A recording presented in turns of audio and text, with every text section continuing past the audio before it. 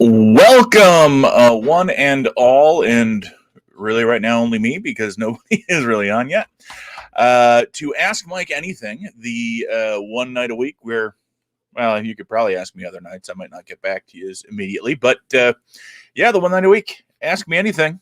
I'll try to answer it. Ask me stuff about, I don't know, math, and you're not going to get a good answer. But otherwise, yeah, hit me up. Let me know what's on your mind, what you're thinking about, what you have questions about, and I would love to hear from you. So while I'm waiting for questions to come in, I'm gonna double check, make sure my audio is working all right. If I can actually log into this thing. Let's see. Hey, look, that's me. Welcome, one and all. Hey there. So, so yeah, it is Ask Mike Anything. Glad you're here with me. Just a word of warning in case things drop out. Our internet has been really wonky the last couple days, a week or so. It'll drop out and reboot for a half hour, and then it'll come back in. So if we lose connection, that's just the way the cookie crumbles tonight. All right. So first question with an exclamation from my dear old dad. A shirt with a collar. What's the occasion? So we're packing and getting ready to move, and so certain things get packed away, and sometimes you can't find the t-shirt you want to wear that day. So yeah.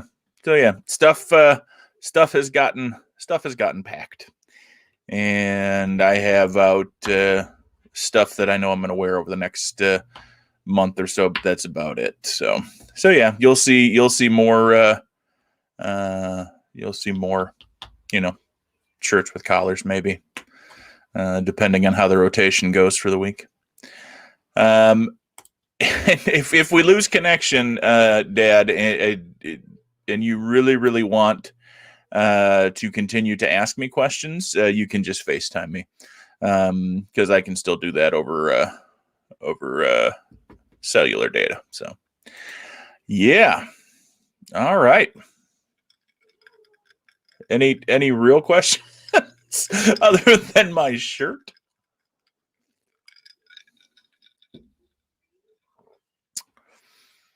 So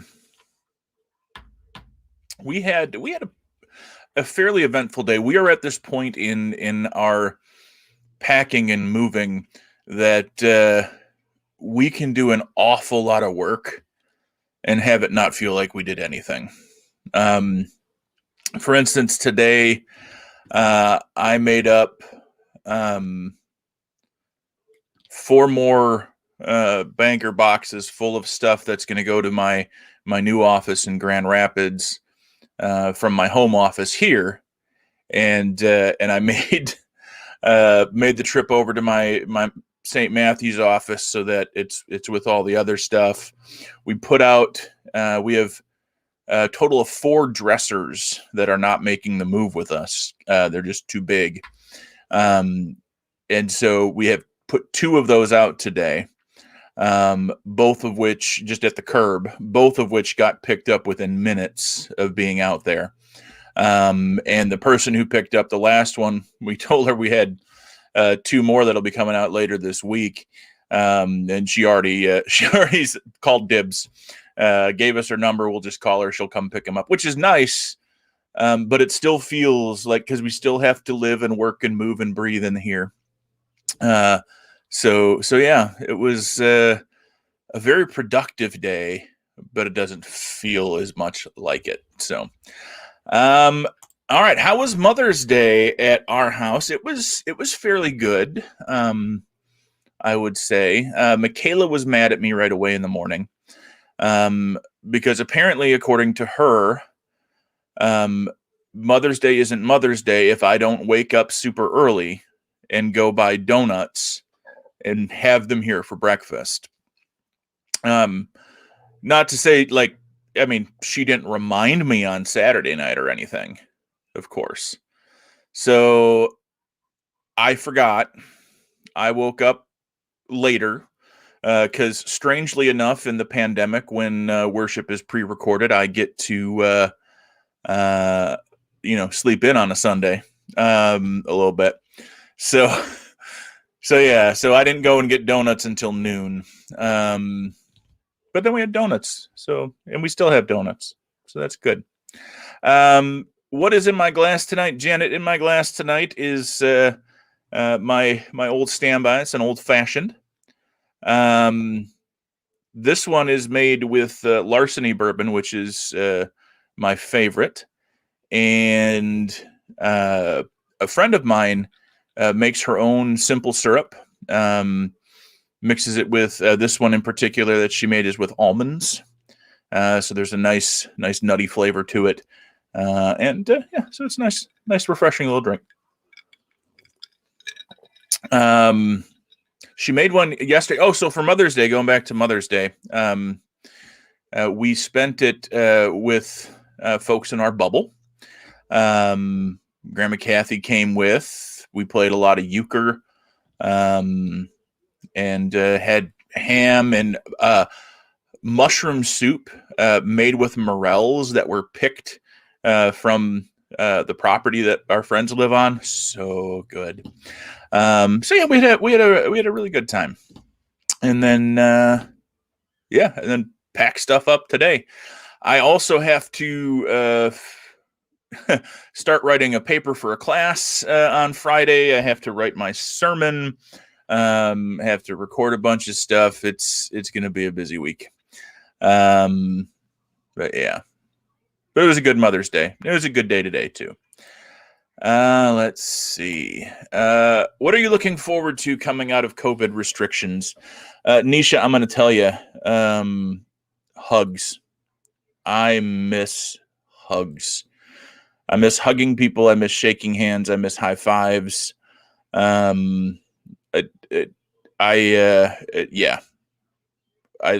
miss hugs. And I miss gathering in groups. Having a small bubble that we can hang out with has been good. But like I am an extrovert. I have to have people. And there needs to be action going on, which is part of the reason pre-pandemic my a lot of my office time, or a lot of my time I'd go write or meet with people is always public, diner, coffee shop, that kind of thing, because there's always stuff going on, and it for whatever reason helps my brain a bit. So yeah, but hugs, mostly hugs, worshiping in person. We were talking about it this week. Pastor Bree and I were talking about just how weird the energy is when you're, she's doing a live stream from the church, and there are a few people there, but it's not, it's not a crowd of people.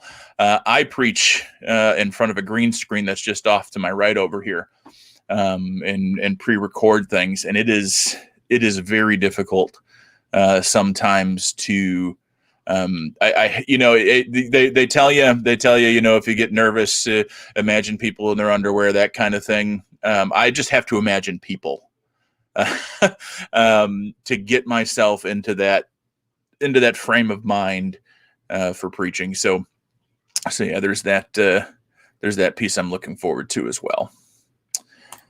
If you watched worship on Sunday all the way to the end, we had our musical reflection.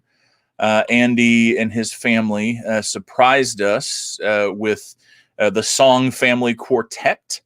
That was I don't have the words. Beautiful does not describe. It was really spectacular to have them singing in Korean.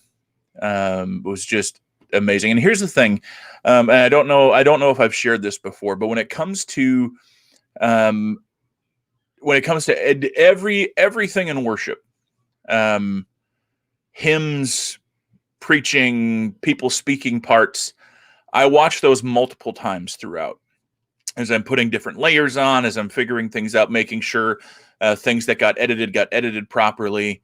But when it comes to the musical reflection, the only thing I do is make sure that the start and end are right for the video. I put in the little graphics at the beginning and the end, but I don't listen to it. The first time I hear the musical reflection is when it's in live on Sunday morning. So that is the one piece through the entire service that is always a surprise to me. Whether it's Andy playing something that makes it look like he has 4 hands instead of 2, or I saw that the family was there singing, but I hadn't listened to it. I trust that Andy is not going to send me something that sounds bad, like technically like a mic messed up or something. So no, whole lot of talent in that family. Whole lot of talent. All right, hit me up with some more questions. I'm gonna hit a card though. This one asks, what is the grossest thing you've ever seen someone do in public? And I'm going to tell you right now, the person I'm going to tell you about is near and dear to my heart. Is my youngest child, actually, Braylee Desitel. Shortly, I want to say summer 2019, maybe, we had found out there was a bowling alley in Ann Arbor that, like, you pay a set amount for the summer, and you and your kids and your family can go and bowl a bunch. And so we signed on for this thing, and we went, and Braylee, this is a bowling alley, right? Braylee liked licking the tables, and it was just, it was horrible. But yeah. Braylee licking tables at the bowling alley is probably the grossest thing I've seen someone do. So, all right. There's a new book out called Women of the Bible Speak by Shannon Bream. Have you heard anything about it? Actually, just now I heard that there's a new book out called Women of the Bible Speak. No, I have not. I have not heard anything about it. Let's see. I just recently picked up Dream Big by Bob Goff. And I haven't really been able, I haven't had time to read that yet. But let me see. What is it? Women of the Bible Speak.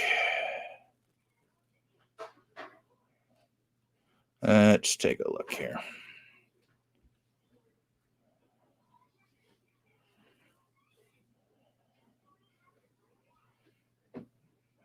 There it is. Yeah, I haven't heard of Shannon Bream, but there are plenty of women in the Bible who have fantastic stories and wonderful lessons, and really just, I mean, talk about breaking out of kind of the stereotypes, or the this is a woman's place. There's a lot of defying of that, and I love it. What music genre do you most enjoy? I enjoy all kinds of music, Nisha. My least favorite, the one I will, if it gets turned on in the house, I will probably say something about, is country. And not like there's the like, I'm okay with like the kind of rockier, upbeat kind of country stuff. It is the my dog died, my woman left me, that kind of country I have a hard time with. But stuff that's a little more upbeat, I'm better with. If I had to pick a favorite, Very much a classic rock guy. I love kind of the AC/DC, Metallica kind of stuff. I like some hip hop. Yeah, but I like all sorts. My favorite, the one I listen to, there is an artist that I listen to, especially if I'm stuck writing. If I'm and it's purely instrumental. Her name is Zoe Keating, and she's a cellist. But what she does is she plays the cello and has a looping machine, and she records a line that loops, and then she'll play another one and build on top of that and build just these amazing things. And an occasion, like she drums a little bit on the cello, and that becomes part of the loop. If you ever get a chance to listen to some Zoe Keating, it is beautiful and uplifting and moving, and is usually the thing that if I have a block in my writing, if I have something I need to think through that I'm having trouble getting past, I put on Zoe Keating, and things start to flow again. It was really cool. Prior to the pandemic, she was booked at the Cube in downtown Detroit. And I think tickets were only like $35 or something. So Bree and I went and brought our friend Corey and his, I think at the time, fiance Ellen. They're married now. They had never heard Zoe Keating. Bree had heard it because I've played it. But they loved it. She was phenomenal. I even got to talk to her a little bit afterwards. Just amazing artist. She has an amazing story. And yeah, if I had to pick, like I'm getting stranded on a desert island and I can only bring one album on my iPod, it's Zoe Keating, Into the Trees. That would be it. If I could pick more than one, it'd be the AC/DC Essentials, that kind of stuff too. Yeah. All right. More questions hit me up. I'm going to hit another card. This is a would you rather. Would you rather work with dead people in a mortuary or work in the busiest ER trauma unit in the world? I'm going to tell you flat out, like, if I have a choice, and I have the requisite knowledge and skill, it would be the busiest ER trauma unit in the world. At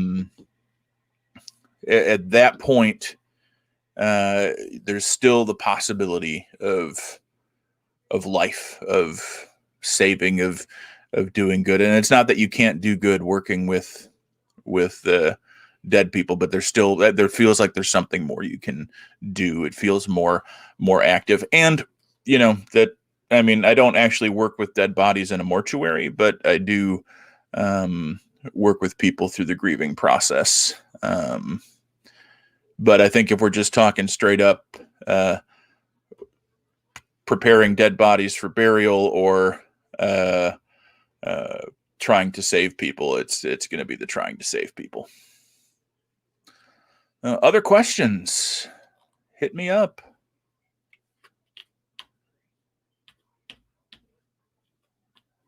Or don't. That's okay too. Oh, it is really weird. Today in the packing, like everything except my most essential books are now boxed up and like not here. So like right now I have my current journal, my books for the classes I'm working on right now, my United Methodist hymnal, my worship and song book, and my Faith We Sing, and that's really it. It feels really weird. Is there a purgatory? That is a great question. The idea of purgatory very much tends to be through Catholic theology, which I'm not going to say good, bad, and different, but that tends to be where that comes from. It's also very popular in and some of the Greek and Roman mythologies, that there's a holding place or a place of waiting. In the idea of purgatory, it's not pleasant. You're there atoning for sin that you died with still on your soul. From a purely what I know of Scripture context, I don't really see merit for a purgatory where you are punished until you have atoned for whatever sin you died with on your soul. Simply because so much of the atonement theology, especially in the New Testament, has to do with Christ paying that bill, right? Not just original sin, all sin, right? Jesus didn't do it halfway. There is, however, stories in the New Testament and places in the Old Testament that give credence to the idea of there being some type of holding place. Hades, Sheol is one of the words for it, but it isn't a place of torment as much as it is just the place of the dead.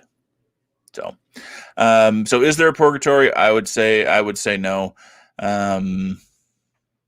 But the idea comes across in different places and different theologies. Our communities struggle with seeing how their faith and social justice issues intersect. Your thoughts? Faith isn't faith without action. Nisha, we have a worship meeting coming up this week, but the intended scripture I'm going to preach on my very first Sunday in Grand Rapids is Jesus' first sermon from Luke, and he reads from Isaiah, and he talks about, he says, he's coming to preach good news to the poor, giving of sight to the blind, release to the captive, freedom from oppression, those kinds of things. And he stands up and he says, today in your hearing, these things are fulfilled. When it comes to the gospel, when it comes to our faith, if it is not active in looking for those in our sphere of influence and activity who qualify as the poor, the oppressed, the captive, the blind, and we're not actively working to bring good news there, we're not doing what we're supposed to do. And our modern context, we can call it social justice issues. But justice itself is a big deal in the Bible, social and otherwise. Justice is a big issue. And if we are not actively seeking it, if we are not actively working on it, what are we doing? If it's all just personal piety, it is... honestly, if it's all just personal piety, it's kind of worthless, and very, very self-centered. That's not who Jesus was. That's not how the gospel writers present Jesus. That's not how the epistle writers present Jesus. So our faith is an active faith. It's a faith that needs to be about personal piety and growth, for sure. But that only happens as we engage in the work that God has for us. Some of that is, yes, reading and prayer and other spiritual disciplines. But there's also a huge piece of that is interacting with the world around us. Jesus incarnated to be with us. And so we have an incarnational faith. Jesus put on humanity. As Christians, we need to put on or be working alongside those who are poor and oppressed, those who are beaten down, those who are blind, those who are captive, to whatever those modern equivalents are. And in a lot of cases, oppression very much speaks for itself. So those are some of my thoughts. What classes are you working on right now? I'm in an ethics class that I thought I was going to be bored to tears in. Because I don't think in my undergrad I didn't have to do any ethics stuff. And everything I've ever seen, has been like, what's right and wrong, right? But it is so much more. I very much enjoyed. It dives into how we come to the right and wrong, and how ethics tend to be situational in how we determine what is right and wrong. So I've very much been enjoying that. So yeah, it's an ethics class, Christian ethics. The first one, and it's intensive, right? So the first one was conflict, ethics of conflict. And this time around, this week, we're going to be doing focusing on sexual ethics. Does God judge you at death, or does everyone wait for the end of all time? Ooh, Papa Bear, great question. So, we could look at a lot of different places in the New Testament and get a lot of different answers. There are places where Paul says to be absent from the body is to be present with the Lord, right? Like, boom, at that point, if you've made the cut, you've made the cut, right? And then there are places like Matthew 25 where Jesus talks about, gives this image of the sheep and the goat's judgment.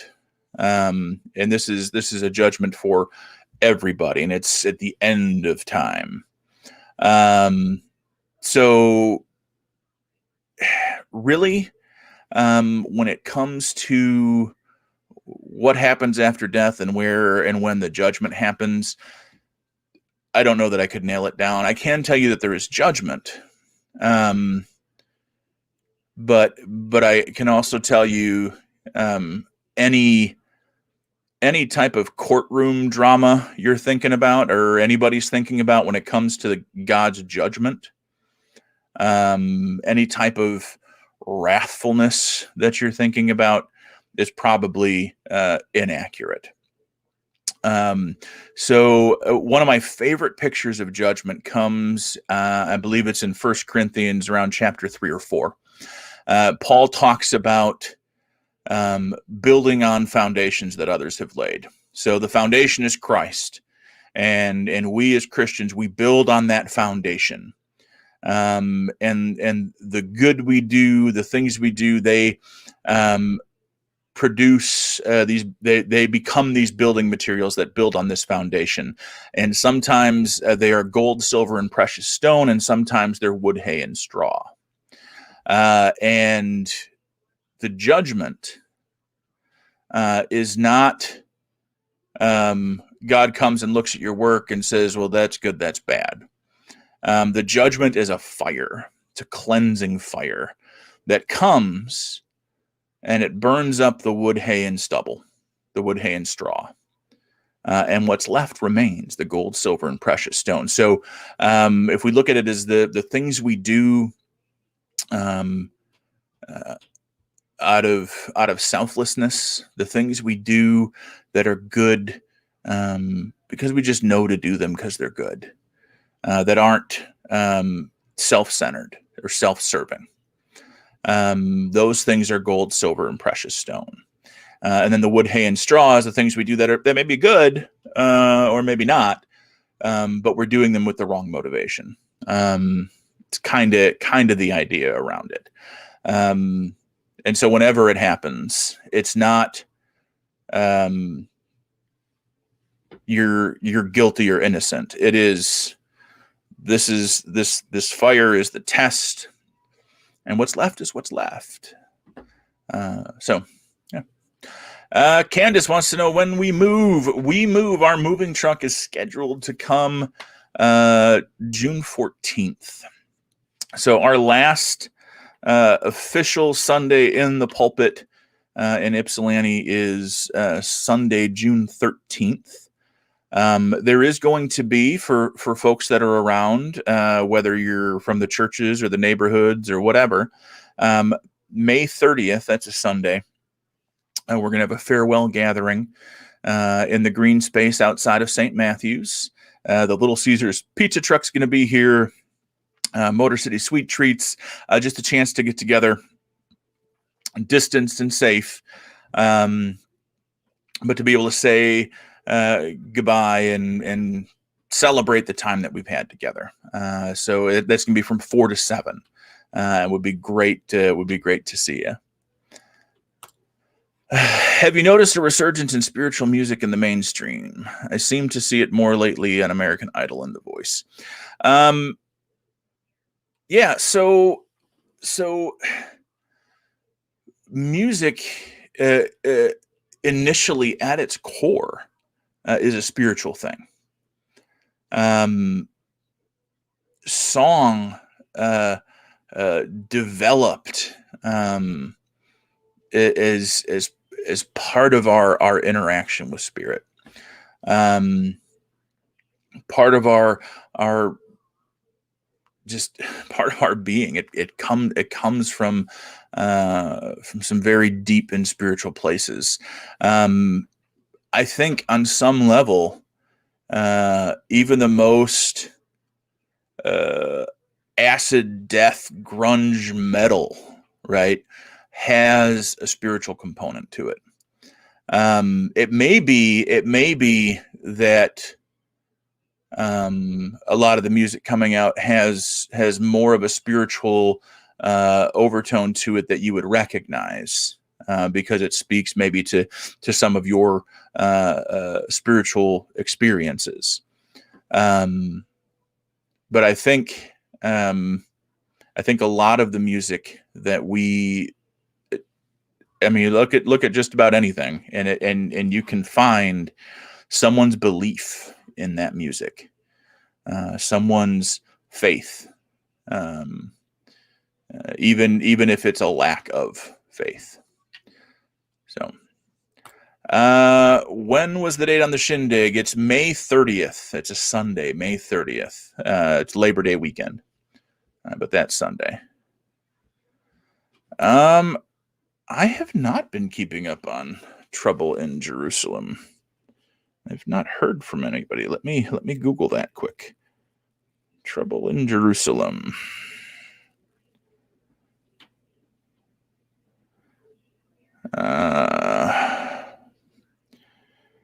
Oh, this is more, yeah. So, so most of the time,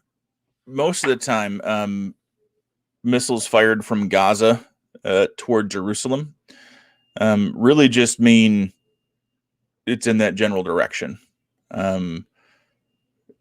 I don't really know of any missiles fired from Gaza that have ever reached Jerusalem. It's quite a distance, and Gaza is pretty much like the world's biggest open air prison. So yeah, and a lot of media probably leans more pro-Israel, and so Gaza, Hamas, all of that's always going to be the Palestinians are always going to be the bad guys in that effect. But But no, I have not really heard anything except what I just looked on Google, and it's probably because whatever was launched didn't actually make it too close to Jerusalem. Otherwise, I'd have probably heard from some friends.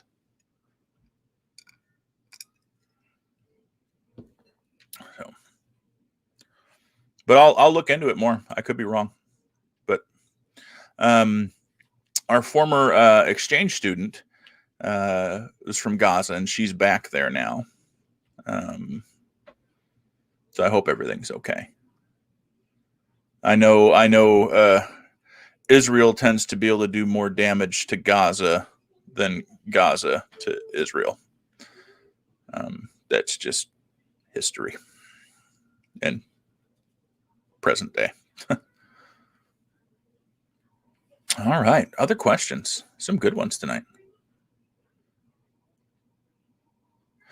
Am I thinking about a new tattoo? Absolutely. I'm always thinking about a new tattoo. Yeah. So Bree's not happy, but she's never happy when I'm thinking about a new tattoo. But I have I bought Bree a print of a painting of the Holy Family, Joseph, Mary, and baby Jesus, and the print is beautiful, but it's also more realistic in its portrayal. Skin tones are more proper. It is not the very white Mary and Jesus and Joseph, very, very beautiful. And I've considered this is my faith arm that has tattoos concerning faith, and so I've considered it being some version of it being along this big open spot. But on my family arm, you're asking, Dad, so I'll show you it right in here, butting up to my books with the kids' names. For you, I am planning the lighthouse from Menominee to be done, kind of just in the background of all of that. So yeah, always thinking about the next tattoo. It's always a matter though of being able to save up the money to do it, because tattoos aren't cheap, especially good ones. Though I saw a video this week of, I don't know, maybe 18-year-old kid, 17-year something, who bought a tattoo gun and tattoo ink off the internet and video recorded himself giving himself 30 tattoos in 30 days. Like just little sketchy things all over. And they got better over time, of course. But yeah. Would I consider getting Bree a tattoo instead of a print? No. Bree tends to be a person. She gets some buyer's remorse, right? And there's nothing worse than having a huge amount of regret about something as permanent as a tattoo. So yeah, nope. I'd consider buying her the actual painting if I could afford it, but a print will do. And she likes hanging the artwork up, so yeah. I look forward to the day that Michaela and Braley decide they want tattoos. That should be a fun conversation.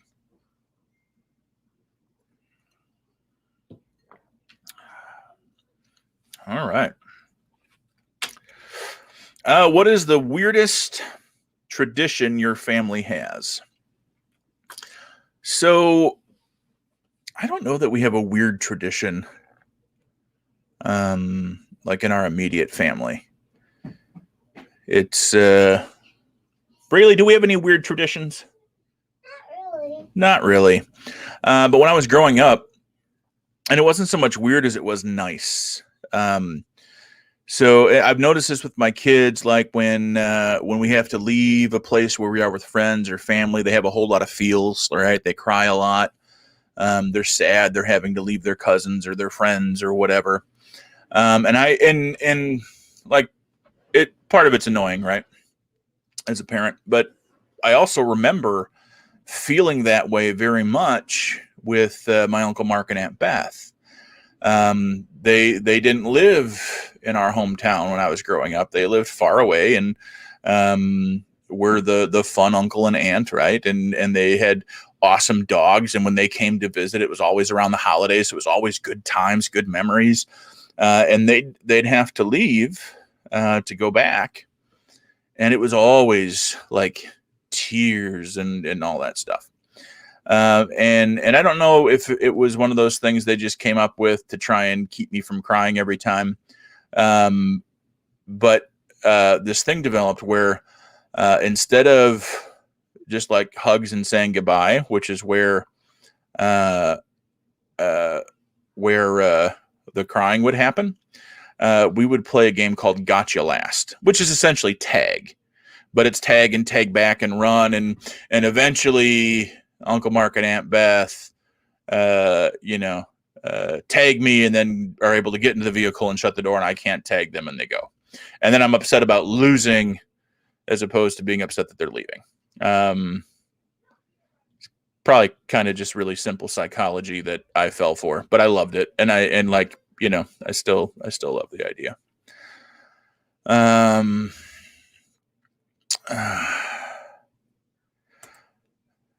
Watched an animated family movie recently about a Stone Age family. Hey, Michaela, are you listening? Michaela?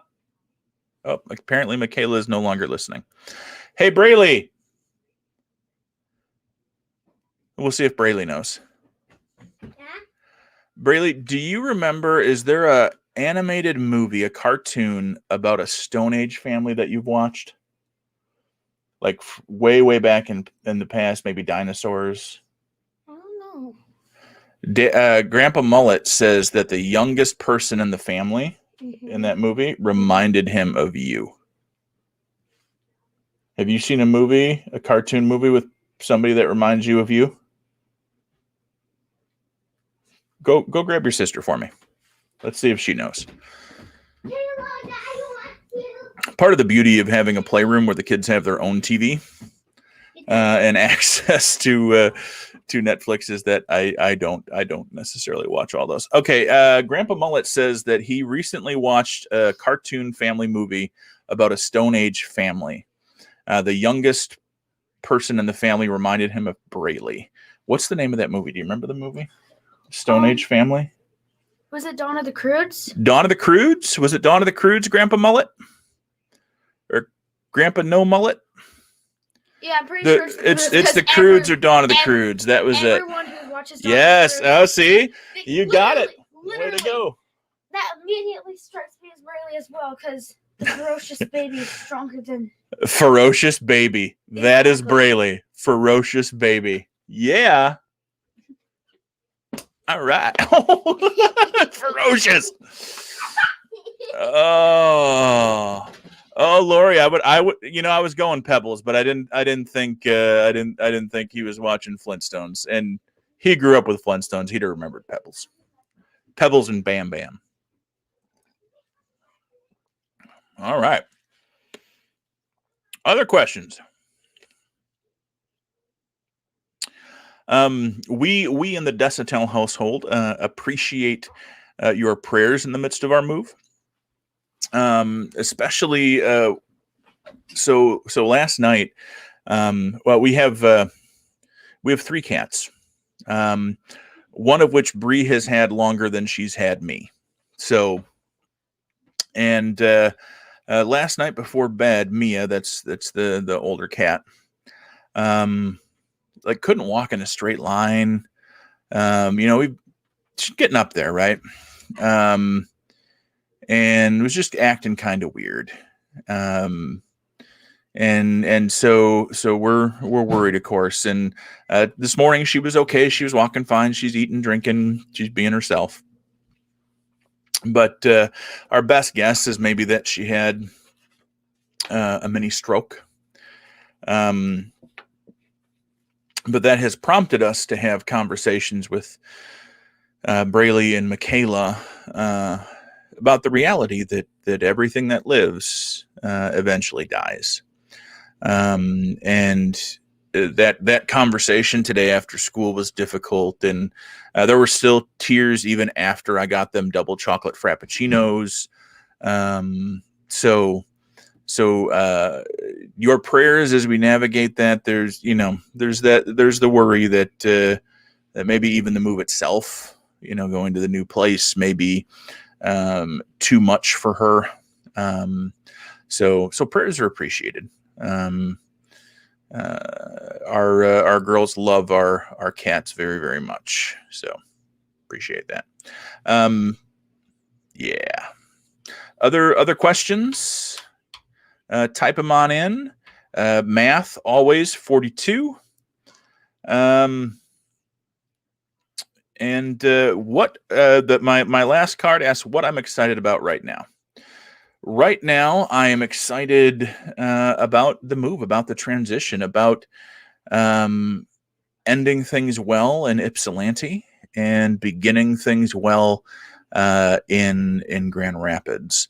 I am excited and hopeful, hopefully soon, to hear about a new pastor for my churches here in Ypsilanti and Canton.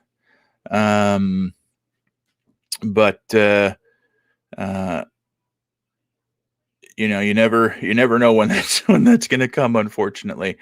Really happy to find out this week that my friend Jeremy Wicks has been appointed to Big Rapids. Jeremy and I went through licensing school together, and just I'd love that dude. So we're gonna be within an hour of each other on the west side of the state, and that kind of makes me happy. So yeah. Any other questions? I would love to answer them. If not, that's okay. We can also call it a night. Am I going to leave a letter for the new pastor like the old president does for the incoming one? Probably. Right now, we're at, I think Bree and I have 5 Sundays left. That's not a lot of time. And I've been in active transition since February. I've been able to go to some meetings via Zoom for Trinity and other things. I've had a lot of time to kind of process some things, and I know I have a megaton more to do between now and when I get there, and then even after I get there. But whoever is coming in next is going to have less time, and so it's going to be a lot of trying to adjust and get things right. But I'll probably leave a letter, some encouragement, that kind of thing. I found a cool little hidden space in the office at St. Matthew's that I plan on leaving, like a letter on the desk, but hidden maybe, I don't know. Just yeah. But the hope is that whenever we find out, I will have some time, a couple weeks at least, hopefully, to actually have conversations with the incoming pastor and help them to hit the ground running too. So right now, the big questions are if I wasn't moving at this point, we would absolutely positively be having bigger conversations about in-person worship, and do we make reservations, and how do we do these things, and how but I don't know who's coming, so I don't know. For me, it's a big deal. Are they vaccinated? Are they older? Were they vaccinated early? Are they younger? Are they, we don't know. We don't know. Are there pre-existing conditions for them or for a spouse that may make in-person worship a difficult thing. So I don't want to force anybody's hand with anything. But at the same time, if they're coming in and they don't have the grasp of technology that I do, and they want to be in person, then okay, I need to start hitting the gas on some things. And so yes, I will probably leave some type of note or card welcoming them and leaving them with a prayer of I hope all the happiness in the world for them. I hope they love this community and receive love from this community as much as we have. So yeah, but until that happens, it's all just guesswork. So yeah.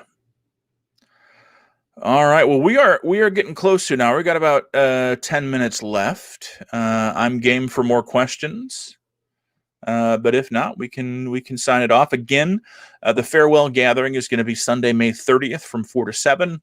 The Little Caesars Pizza Truck will be here. Motor City Sweet Treats will be here.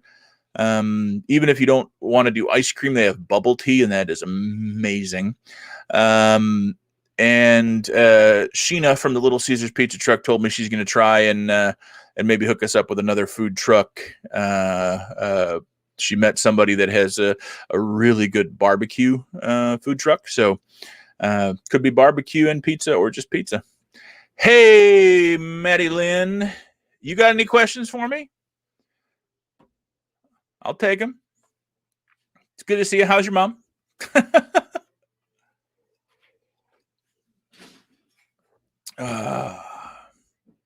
But yeah, so those things are happening. It would be great if you're in the area and you can come and take part in that. It'd be great to have you.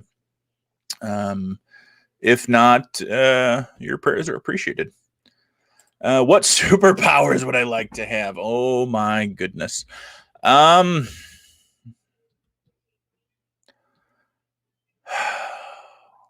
It really depends on the day, right?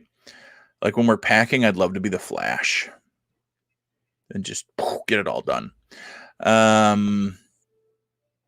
But in general, I'd probably go for something like Wolverine or Deadpool. The ability to heal quickly would be really good. Bone claws don't hurt, so.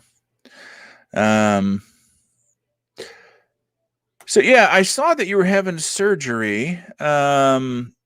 Yes. Okay. So I thought I followed a little bit of what was going on. I thought it was wisdom tooth surgery. So here, let me tell you my wisdom tooth story, Maddie. I was 28, maybe 29 when I had my wisdom teeth out. I was working as a youth pastor at Tawash United Methodist Church. And so here's what happens. It was, I think Monday I had my wisdom teeth out, all 4 of them. Wednesday was youth group. I was still, very groggy on very, very, potent pain meds. Right. But I still went to youth group. I still preached at youth group. And apparently I mentioned the Vicodin a few times in that message. I also, that Tuesday, I had been listening to a podcast that I really loved. It's no longer on the air, but I'd been listening to it. I love the people on it. I'd gotten to be friends with some of them. And it just happened to be that week that they called and invited me to be on an episode over the phone. And so I did, completely out of my mind on painkillers on this podcast. They never aired the episode. I'm just going to say that. And then Thursday was the beginning of a big retreat weekend where I was scheduled to to do all the music on my guitar and singing. So wisdom teeth out, tons of painkillers, couldn't eat anything that wasn't like processed in a blender and drinkable. And I did all that week. I hope you make your mom wait on you hand and foot. Keep doing that. Rest up. Don't go anywhere. Don't do anything. How lucky do you feel that you did not get hit by debris from the Chinese rocket? I barely paid attention to that. So, not very. All right. All right. Well, we're closing in on an hour. I'm gonna sign off. If you have questions, write them down. Send them to me for next week. I'd be happy to take those on. And I am gonna continue Ask Mike Anything for a couple weeks yet here. It's gonna get to a point probably end of May, beginning of June, where I'll sign off and start back up once I have my feet under me in Grand Rapids. But know that I love you. Know that I'm praying for you. I appreciate your questions and your time hanging out with me on Monday nights. And we will see you next time. Peace.